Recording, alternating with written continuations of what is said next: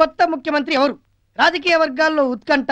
రాష్ట్ర ముఖ్యమంత్రి రామ్మూర్తి చౌబతుకులు ఉండడంతో ఆయన తర్వాత ముఖ్యమంత్రి పదవి కోసం అగ్రికల్చర్ మినిస్టర్ జనార్దన్ రావు, అబ్బో, మున్సిపల్ మంత్రి భవానీ శంకర్ల మధ్య పోటీ రాజకీయ వర్గాల్లో ఆసక్తిని రేకెత్తిస్తోంది. పవర్ పాలిటిక్స్ లో తనదే పై చేయని భవానీ శంకరు ధీమాను వ్యక్తం చేస్తుంటే పార్టీ ఎమ్మెల్యేల్లో మెజార్టీ తన వైపే ఉందని జనార్దన్ రావు అంటున్నారు. కాబోయే ముఖ్యమంత్రి నేనే. సాల్ది ఈ ముచ్చట నా చిన్నప్పటి నుంచి ఇంటనే ఉన్నా. మెజార్టీ ఏమో నీ దిక్కుంటది, ఛాన్స్ మీద ఛాన్స్ అని భవానీ శంకర్ కొట్టుకుపోతాడు. నువ్వేమో ఇంట్లో కూకొని నేనే ముఖ్యమంత్రి అంటే ఏమైంది? యాదగిరి గది ఏమన్నంటే నా మీద గుర్తు చేస్తావు. నాకు తెలియక అడుగుతాగా భవానీ శంకర్ అంటే నువ్వు ఎందుకు ఇట్లా గబరాయిస్తావే? ఆ సీఎంకి ఇట్లా పోతే మన పార్టీలో భవానీ శంకర్కు 80 మంది ఎమ్మెల్యేల సపోర్ట్ ఉంటే నీ వెనక 90 మంది ఎమ్మెల్యేలు ఉండ్రి.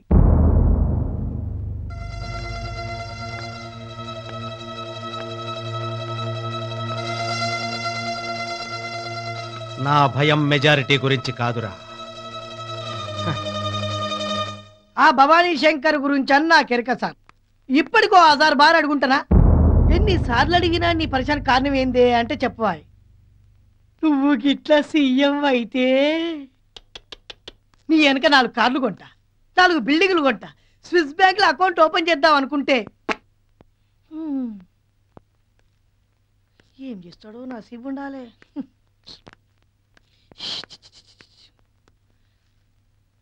సారు, నీ కలకడ మడిసిని కుక్క తీరిని విశ్వాసంగా పడి ఉండేటోడిని. అసలు నీ మనసుల పరిచయం ఎంతో జర నాతో చెప్పరా? అదే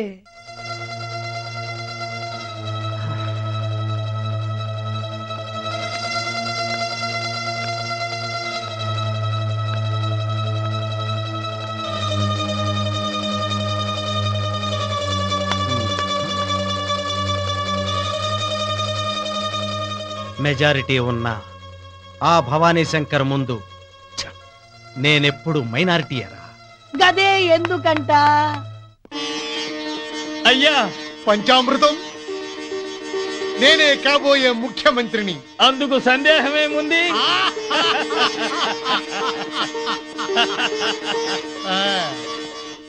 పంచామృతం అయ్యా, ముఖ్యమంత్రిగా నేను పదవీ స్వీకారం చేయటానికి మన జ్యోతిష్కుడు సదాశివ శాస్త్రి గారిని పిలిపించు. అలాగే.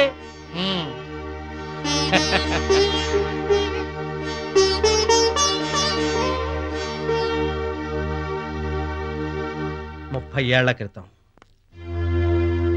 నేను భవానీ శంకర్ ఒకేసారి రాజకీయాల్లోకి అడుగు పెట్టాం. ఆ రోజుల్లో నాకు రాజేశ్వరి అనే అమ్మాయితో పరిచయం ఉండేది. రాజకీయాల్లో ఒక్కో మెట్టు ఎక్కి ఎమ్మెల్యే సీటు సంపాదించే నాటికి రాజేశ్వరి తన పెళ్లి చేసుకోమని, లేకపోతే మా సంబంధం బయట పెట్టి అల్లరి చేస్తానని బెదిరించేది. ఓ రోజు రాజేశ్వరి తన పెళ్లి చేసుకు తీరాలని పట్టుబట్టింది. ఇద్దరి మధ్య మాటా పెరిగింది. కోపం ఆపుకోలేక దాన్ని కత్తితో పడి చంపేశాను. అంతటితో ఆ పీడ విరగడైపోయింది అనుకున్నాను. కానీ నువ్వు ఆ మర్డర్ చేసుడు ఎవడని చూసిండ్రా? చూడటమే కాదు, రాజేశ్వరిని నేను కత్తితో పొడి చంపటం వాడు ఫోటోలు తీశాడు, బ్లాక్మెయిల్ చేయటం మొదలు పెట్టాడు. నువ్వు దాన్ని మర్డర్ చేస్తావని ముందే ఆయనకి ఎట్టా తెలుసు? కోపం వస్తే కంట్రోల్ చేసుకోవటం నా వల్ల కాదు. నా ఈ వీక్ పాయింట్ భవానీ గారికి బాగా తెలుసు. తెలిసి దాన్ని జాగ్రత్తగా వాడుకున్నాడు. తనని పెళ్లి చేసుకోమని నన్ను అడగమంటూ రాజేశ్వరిని నా మీదకి ఉసిగొల్పాడు. ఆ క్షణంలో నేను కంట్రోల్ తప్పి రాజేశ్వరిని మర్డర్ చేయటం ఫోటోలు తీశాడు. బద్మాష్! ఒకవేళ దాని శవాన్ని తీసుకుని ఇంట్లో పెట్టుకుంటాడా? ఇంట్లో పెట్టుకుంటే వాసన వస్తా. కాదు ఆడ ఇట్లా ఇంట్లో పెట్టుకుంటా. లే అది కూడా సారు. గా ఫోటోలు ఏడున్నాయి ఎరికేనా? సిటీకి దూరంగా భవానీ శంకర్ గాడి తమ్ముడి బంగళా ఉంది, అక్కడ ఉన్నాయి. అచ్చా, మాయల పకీర్ ఫారం శిలకలు ఉన్నట్టు ఫోటోలు ఏడున్నాయో ఎరికైపోయింది. సారు, రాత్రికి రాత్రి ఆ ఫోటోలు దొంగతనం చేసిన వాడుకో, దొరికిపోయినామనుకో, తెల్లారేసరికి నా కథ పేపర్లో పడుతుంది. ఆ తర్వాత చెప్పకూడే నాకు, నాతో పాటు నీకు. అబ్బో, ఏం పరిశాన్ పెట్టిను? అయినా చెప్పకూడదు తింటే తిన్నాడు కానీ మనకెందుకు చెప్పకూడదు? సార్, నువ్వు ఒక్కడికి జైలుకు పోతేటువంటి సారు, నువ్వు జైలు ఏముండు బుర్రాలు ఏం లేదు. సారు, ఎంత మజబూత్ సేఫ్టీ లాకరైనా గిట్లా ఓపెన్ చేస్తాడు మనోడు ఒకడున్నాడు.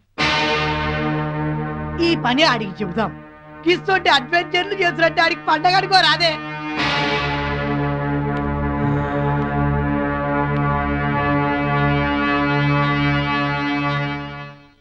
మన పేరు బయటికి రాదుగా. ఒకవేళ ఆడు సక్సెస్ఫుల్ ఫోటోలు తెచ్చిండనుకో నువ్వు సీఎం అవుతావు. ఫెయిల్ అయిందనుకో మంత్రి ఇట్లా దొంగతనం చేసినందుకు ఆడు జైలు పోతాడు. గంతనే.